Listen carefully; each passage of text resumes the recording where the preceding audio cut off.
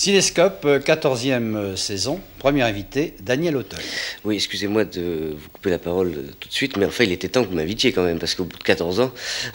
Oui, oui, mais on doit attendre aussi qu'il y ait quelques films. Hein. Heureusement que chez vous, ça a été vite, sinon... Alors, voyez-vous, Daniel Auteuil, comme le cinéma ne permet pas ces fantaisies qui étaient possibles au théâtre, de voir par exemple des acteurs de 50 ans jouer l'Aiglon, il est normal de le voir régulièrement renouveler ses effectifs. Mais ce qui est assez remarquable quand même, c'est que ce renouvellement se fait pratiquement par vagues. D'une certaine manière, on pourrait dire qu'il y a eu la vague Belmondo de Long, Girardot, Marielle, puis la vague Miu Miu de Vers, Depardieu et Coluche, puis maintenant ces dernières années, Junio, Lhermitte, Balasco, Michel Blanc, Dominique Lavanant, Daniel Auteuil. Mais comme votre nom se trouve là associé à des gens qui, pour la plupart, ont fait leur début au Café-Théâtre, je crois qu'implicitement, on a pris l'habitude de vous associer, vous aussi, au Café-Théâtre, alors que là, dans votre cas, c'est faux. Oui, absolument. C'est-à-dire que nous avons tous pris en même temps le train du succès dans les années 80 et les gens m'ont vu avec eux dans des films et c'était le début de ces films dits de Café-Théâtre. Et comme on était une nouvelle génération, les gens ont pensé que je venais du café-théâtre, effectivement, mais c'est pas grave. C'est pas grave. Donc, pour revenir à ce que vous disiez, c'est vrai qu'il y a eu pendant 10 ans, de 70 à 80, deux acteurs qui ont mobilisé le cinéma en France, et avec beaucoup de talent, Depardieu et Devers. Coluche est arrivé plus tard. Et qu'il y a eu un éclatement, c'est dans les années 80, avec Berry, Giraudot et tous ces types qui sont arrivés, effectivement. Est-ce que vous n'avez pas commencé du côté d'Avignon? Je crois que c'était à peu près vos débuts, là, non? Oui, oui, c'est-à-dire que mes parents sont artistes lyriques, je les ai suivis un peu partout à travers la France, et leur point d'attache, c'était Avignon, et c'est là que nous passions nos étés, et c'est là que j'entendais parler d'un festival de théâtre qui s'appelait très connu. C'est là que j'entendais parler de gens comme Gérard Philippe, Jean Vilar, tous ces types-là. Mais comme tous les Avignonnais, je ne fréquentais pas du tout le festival d'Avignon. Je l'ai fréquenté plus tard.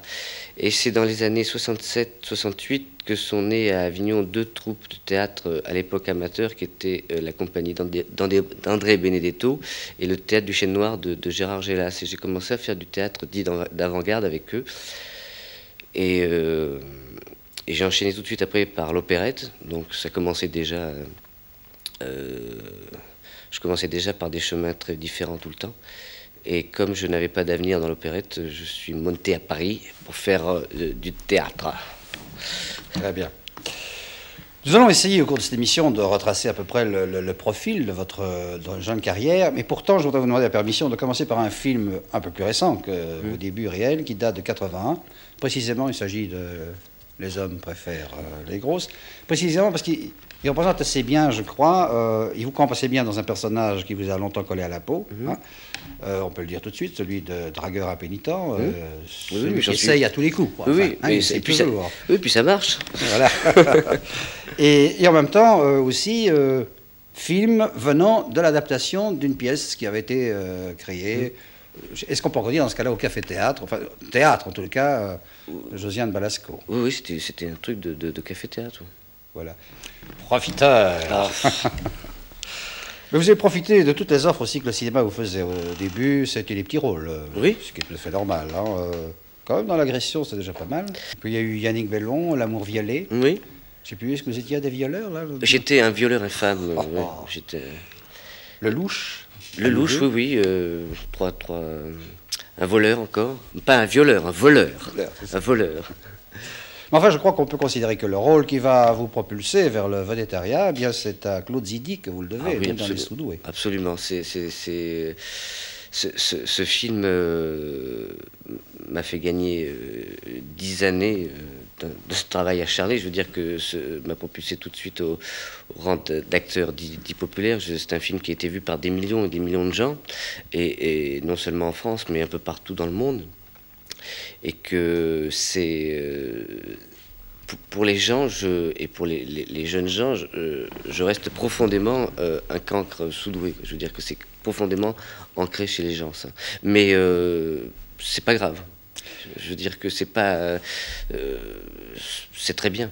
Ça ne freine pas, enfin. Non, ça ne freine pas. Je veux dire, au contraire, il faut se servir il faut se servir de ce moteur pour aller vers d'autres choses, quoi.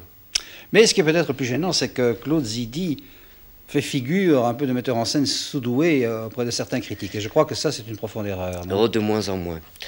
C'est vrai, au moment où nous faisions ces films, Claude Zidi avait depuis longtemps une mauvaise réputation chez les critiques. Pas chez le public, qu'il adore depuis toujours, puisque c'est quand même un type qui a le don de faire des films pour des millions de gens chaque fois. Donc, mais plus ces films vont aller, et plus Claude Zidi commençait à avoir l'accueil de la critique. Je veux dire, et plus ça va aller maintenant, et plus on va le reconnaître. Et alors, il y a aussi chez lui quand même toujours ce sens du tempo qui fait que ses films sont rapides, en tous les cas. Et puis là aussi, ça, et une faculté grandiose, c'est d'imaginer des gags qui le font rire, comme ça, tout le temps, et ces gags qui le font rire, lui, vont faire rire en même temps des millions de gens. Je veux dire que il y a des gens qui écrivent des scénarios, ils se trouvent ça très drôle, mais ça fera rire personne. Lui, ça va faire rire tout le monde. On pourrait même dire que finalement, avec un film comme Les Sous-doués qui met en évidence enfin les lacunes de l'enseignement, ben, il a fait preuve d'une assez grande clairvoyance quand on voit combien il y a de remous actuellement en France autour de ce problème, et en Belgique d'ailleurs, accessoirement aussi. Mais oui, mais c'est ça en fait qui fait la force des vrais films comiques, c'est que finalement il y a une identification quelque part, et c'est pas gratuit, quoi. Même si ça le paraît au départ. Alors ici, Maria Pacôme, qui est votre professeur, va amener en classe une machine à étudier qu'elle vient présenter aux élèves. Vous allez être la malheureuse victime qui va servir de cobaye. Sacrée machine, foutue machine. Elle nous en a fait voir de toutes les couleurs, je peux vous dire. Oh là là. Quand un comédien joue un rôle où il est censé recevoir des gifles de son partenaire, on sait que le partenaire quand même n'y va pas trop fort et essaye même de ne pas atteindre la joue. Mais ici, une machine, ce n'est peut-être pas si facile à régler. Là, je recevais effectivement souvent des coups, parce que c'était, bon, c'est bricolé et c'est quand même un accessoiriste qui est derrière, mais il voyait pas ce qui se passait, et je recevais effectivement les coups. Non, c'est une séquence ça, qui a été entièrement improvisée. C'est Zidi qui parle derrière. Toute cette séquence-là a été improvisée. Ah bon. En tous les cas, vu le succès formidable remporté par le film, évidemment, il y a eu une suite, Les Sous-doués en vacances, qui sont à nouveau partis vers les sommets de la gloire. Ah oui, ça, je veux dire que ça a été, ça a fait à peu près le même nombre d'entrées, ça a eu le même succès, quoi. C'était très agréable aussi. Et alors c'est amusant de voir combien Zidi, qui précisément en tant qu'ancien technicien, enfin technicien au sens où il manipulait de l'appareillage, parvient à garder un œil satirique sur les appareils. Parce que dans Les Sous-doués en vacances, vous allez nouveau vous heurter à un autre appareil, c'est un computer, un love computer. Oui, c'est un appareil qui doit dire qui peut aller avec qui et quel est le degré d'amour qu'il y a entre les gens. Et c'était une parodie un peu aussi il s'est inspiré aussi du film de René avec les rats, et comment s'appelait ce film, Mon oncle d'Amérique. Oui. Quelque part, c'est une petite parodie de ça aussi.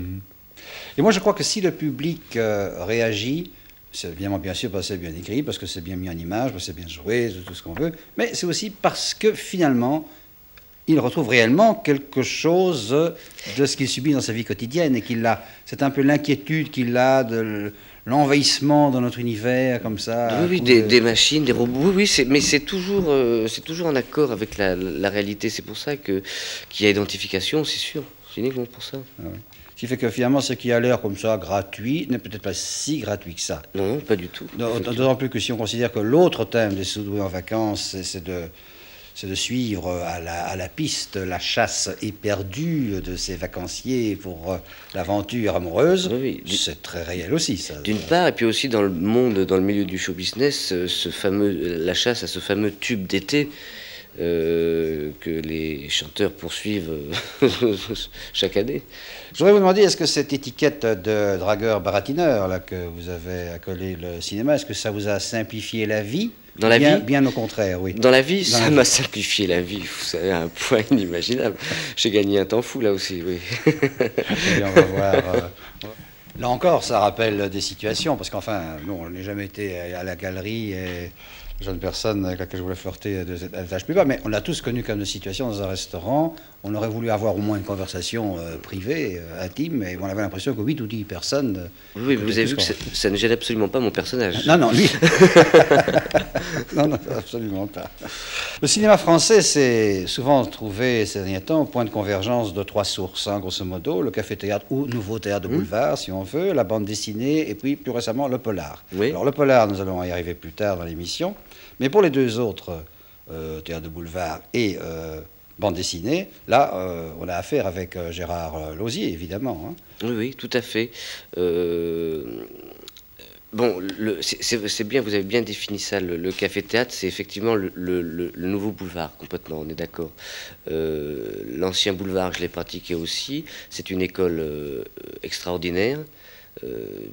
J'ai passé 2 ans de ma vie sur scène avec Maria Paco, mais je peux vous dire que ça équivaut à 10 ans d'armée. Je veux dire que l'apprentissage, c'est formidable. Quoi. On sort de là, on peut affronter toutes les situations. C'est pas parce que vous comparez Maria Paco à un adjudant. En fait. Absolument pas, absolument pas. Non, non, je veux dire, un char d'assaut, je la compare.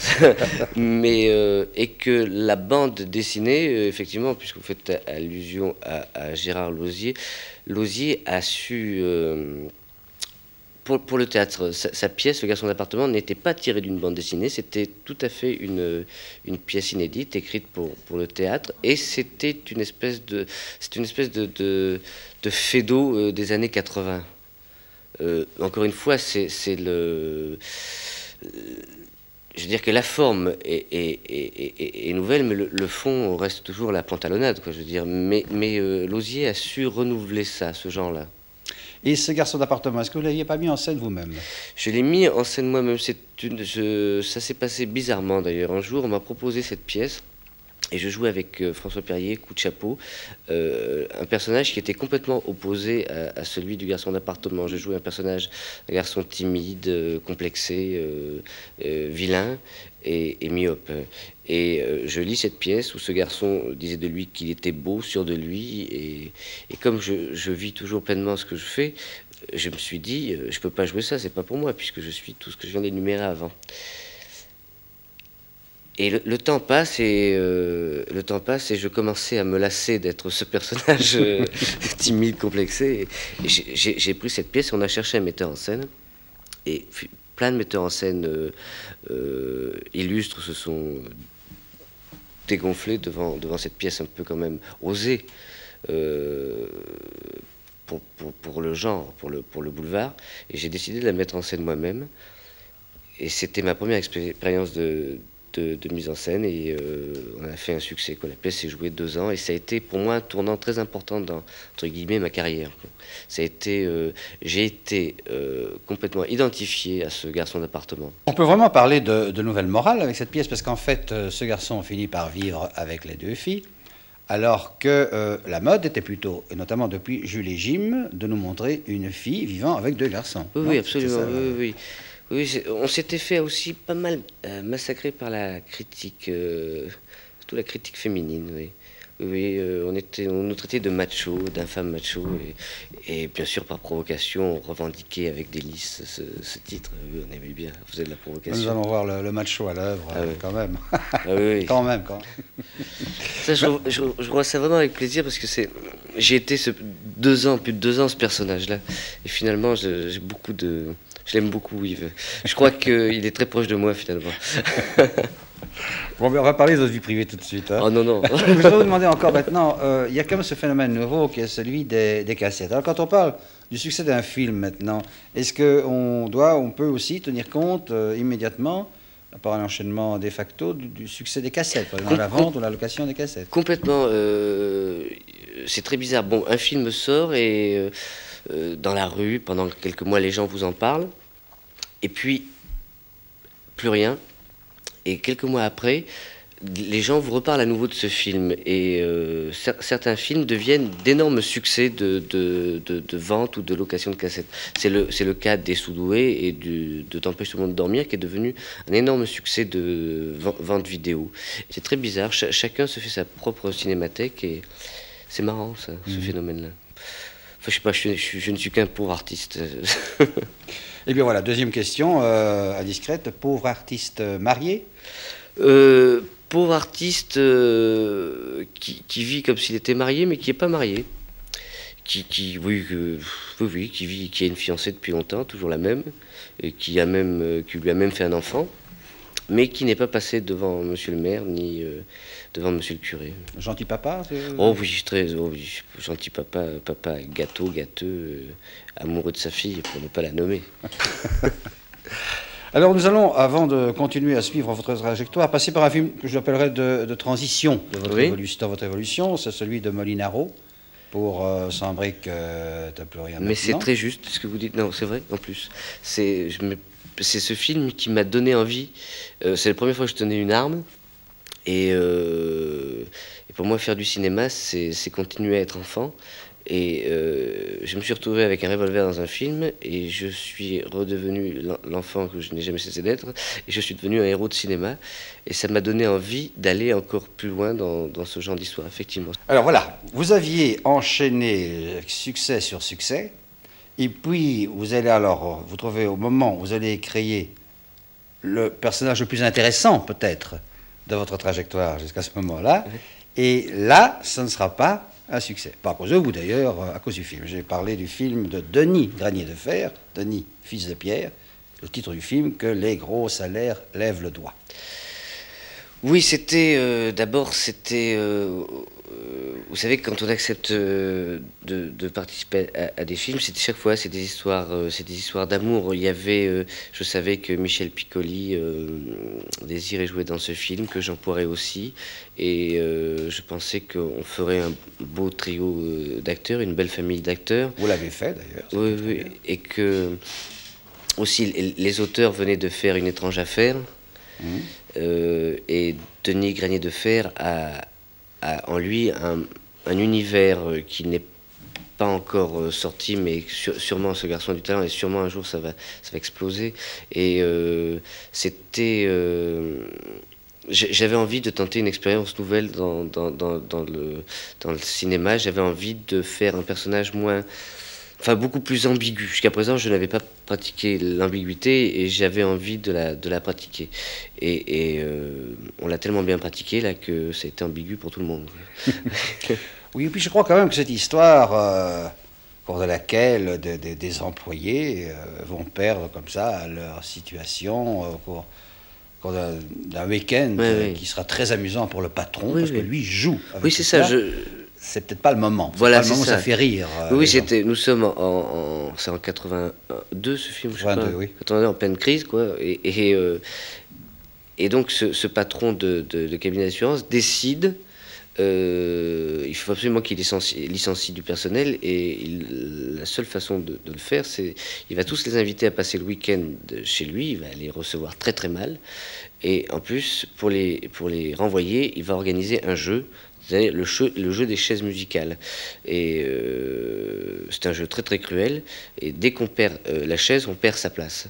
Ça va être horrible. Et c'était un film avec une ambiance et un climat qu'on n'avait pas l'habitude de voir en France. Qui était plus propre au cinéma italien. Comme ça, cette méchanceté acide et cruelle. Et l'époque ne s'y prêtait pas. Les gens étaient tellement mal dans leur peau à ce moment-là que leur mettre cette réalité sous les yeux, ça les a fait vraiment fuir, quoi. Je veux dire qu'il y a eu un profond malaise et qu'ils auraient préféré qu'on leur raconte une histoire beaucoup plus enchanteresse, quoi.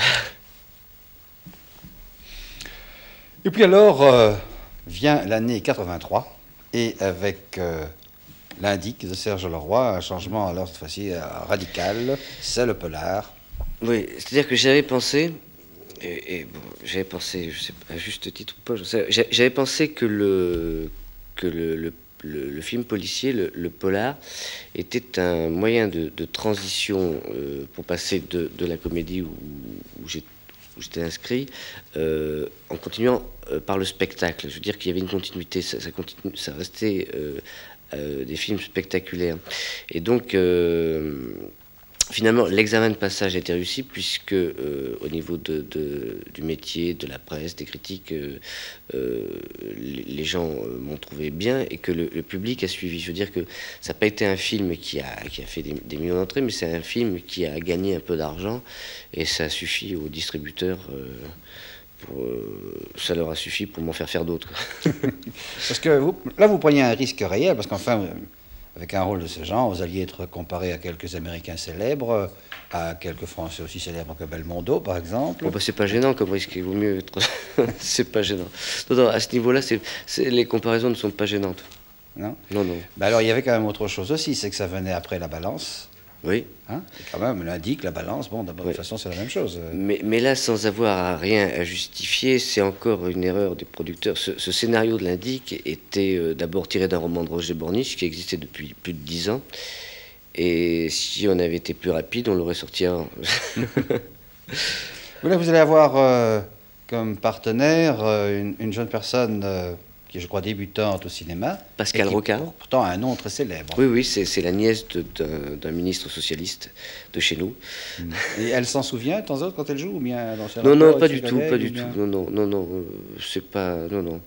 Je crois qu'après un film comme ça, c'est que les gens qui ont aimé, ils retiennent surtout, ce sont les moments de violence pour l'acteur, oui. Les moments où il doit vraiment éclater, les moments aussi de prestations physiques très éprouvantes, quand il galope dans un escalier, quand il court en rue, etc.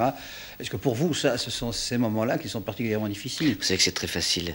Il n'y a rien de plus facile que de courir avec un revolver à la main. Il n'y a rien à jouer. Le revolver joue pour vous. Oui, non, c'est vrai. Personnellement, je cours mieux qu'un revolver derrière moi. Non, non, je veux dire que c'est pas ça qui était...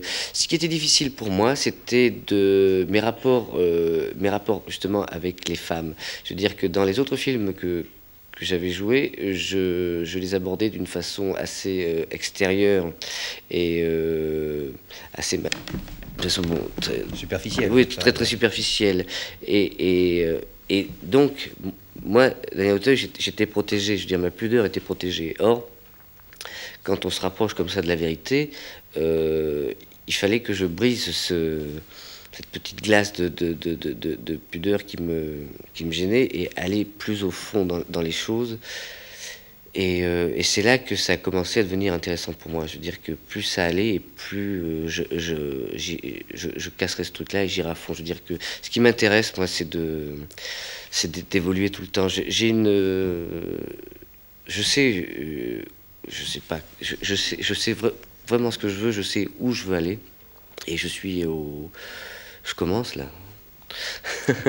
Alors je crois que vous allez aimer la séquence qui a été choisie, puisque c'est le moment où vous rencontrez la jeune fille en question, qu'incarne Pascal Rocard. Vous allez essayer de l'inciter à devenir dénonciatrice. Oui, je vais essayer de la faire travailler pour moi en lui expliquant que le garçon dont elle est amoureuse n'est pas celui qu'elle croit et que ce garçon peut être dangereux pour elle et que je suis là pour la protéger. Mais le croira-t-elle ? Tout en commençant déjà, vous, à éprouver quelque chose pour elle. Et oui, je suis très fragile de ce côté-là.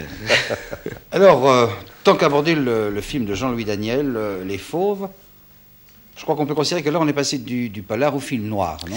Oui, Les Fauves viennent après presque une année d'interruption. J'ai été très perturbé par justement la réussite de l'Indique et par cette volonté que j'avais de casser une certaine image, mais sans la renier, uniquement pour faire d'autres choses, car je revendique le droit de pouvoir faire ce que je veux.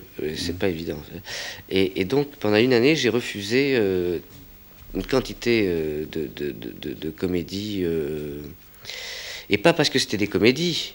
Je les ai refusées parce qu'elles n'étaient pas bonnes, c'est tout. Et ensuite est arrivé ce film, oui, Les Fauves, qui est un film carrément noir. Et mon Dieu, dans l'état dans lequel j'étais, ça m'allait bien. Et dans Les Fauves, qu'est-ce qui vous atterrait? Est-ce que, par exemple, le fait qu'il y avait pratiquement deux milieux qui étaient dépeints, les cascadeurs d'une part, et alors cette faune curieuse que sont les vigiles? Oui, bon, ça m'a intéressé, mais c'est mon personnage qui m'a intéressé. Je veux dire que malheureusement, Je dis malheureusement parce qu'au lieu de choisir les acteurs, certains non, mais moi oui, je veux dire que j'ai tendance à choisir le rôle plutôt que le scénario. Mmh. Parfois c'est À peu près tous, je crois, vous savez, ils font oui. tous la même chose. Et parfois le rôle ne fait pas un film, mais bon. Et j'étais très très attiré par ce personnage qui me faisait étrangement penser au personnage qu'interprétait De Niro dans Taxi Driver. Je veux dire, c'est cet univers comme ça de la nuit et cette transposition de type de la nuit chez les vigiles, un monde qu'on n'avait pas encore vu en France.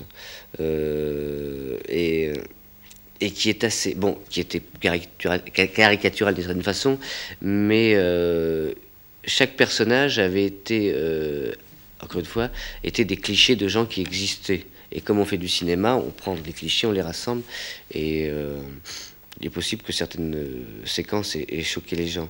C'est cet univers-là qui m'a plu, c'est la volonté qu'avait ce personnage d'aller jusqu'au bout de lui-même et d'attendre la fin. Et puis tout d'un coup, l'espoir comme ça qui revient, et cette espèce de résurrection comme ça, moi j'aime mieux, ça me plaisait bien. Et puis encore une fois aussi, le plaisir, moi tout est lié au plaisir. Plaisir de me trouver en face de Léotard, qui est un grand acteur. Un grand acteur. Je vais essayer de résumer très rapidement ici. Au départ, vous êtes cascadeur. Vous avez une très jolie partenaire, puisque c'est Gabrielle Lazur. Oui. Elle meurt dans un accident dont vous croyez responsable. Sûrement. Sûrement responsable. Mais dont son frère va certainement vous faire endosser la responsabilité, d'autant plus qu'il y avait une liaison incestueuse entre... Il y avait eu une liaison incestueuse entre le frère et la sœur, et que justement le frère n'a jamais oublié ça. Il était très... Et elle aussi, quelque part, est restée attachée à lui. Et ce sont de pauvres fêlés. C'est un film de fêlés, quoi. Tout. Et bien voilà, alors maintenant nous allons...